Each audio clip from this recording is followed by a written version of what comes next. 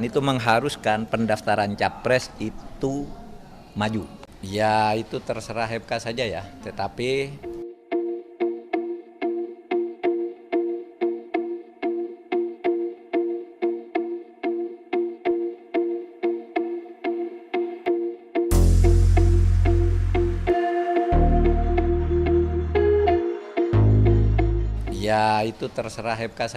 tetapi bahwa pemilu itu pendaftarannya diajukan itu ketentuan undang-undang.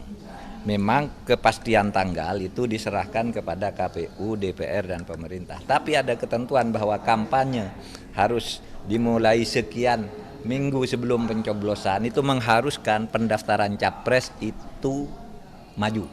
Itu aja. MK harus tahu itu. Oleh sebab itu ya mudah-mudahan segera diputus sajalah. Sebenarnya kan gampang.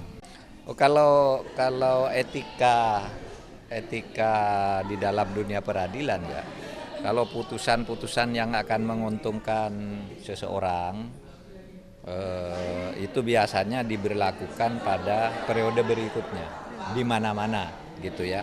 Terutama kalau menyangkut hakim MK sendiri misalnya atau pejabat politik tertentu yang diuntungkan. Dulu Pak SBY pernah memberi contoh itu, ketika gaji pegawai harus naik, gaji presiden menteri harus naik, itu draftnya bertahun-tahun ada di meja Pak SBY. Pak SBY bilang saya tidak mau tanda tangan ini, karena ini nanti dikira saya yang mau ambil, kecuali diberlakukan tahun berikutnya gitu.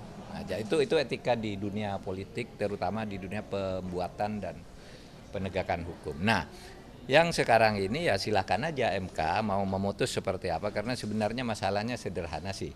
Kalau mau usia 40 itu diturunkan gitu, lalu diturunkan berapa? Turunkan 25? Kalau diturunkan 25 kenapa 25? Kan diskriminasi kepada yang umur 24. Turunkan 24, orang bilang lagi kenapa yang tidak 20? Nah, oleh sebab itu kalau dalam ilmu konstitusi itu namanya open legal policy. Yang begitu itu bukan pengadilan, tetapi penetapan hukum oleh lembaga legislatif. Kalau legislatif mau ya bisa sidang sehari bisa selesai kok untuk menetapkan itu.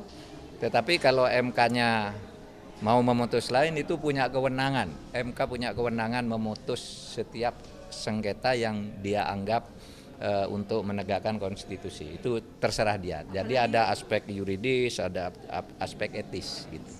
Lah ya sekarang silahkan MK bersikap kan gitu, sesuai dengan aturan. Itulah yuridis dan etisnya, itu silahkan saja. Artinya kita manut aja karena itu tidak mengganggu proses, ya, tidak mengganggu proses pemilu. Taruhlah kalau sekarang sudah ada pengumuman pendaftaran itu tanggal 10, ya mudah-mudahan sebelum 10 Oktober itu sudah diputuskan agar siapa yang di bawah itu ingin calon atau ingin dicalonkan masuk. Dan 10 Oktober itu kalau dihitung dari sekarang kan masih sebulan.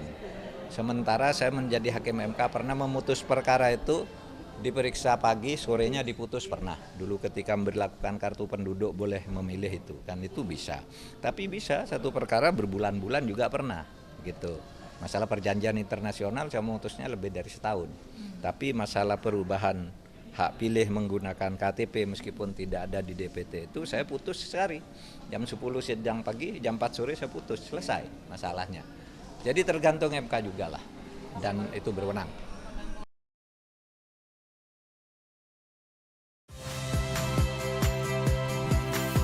Saya Radi Saputro. Saksikan program-program Kompas TV melalui siaran digital, pay TV dan media streaming lainnya. Kompas TV, independen, terpercaya.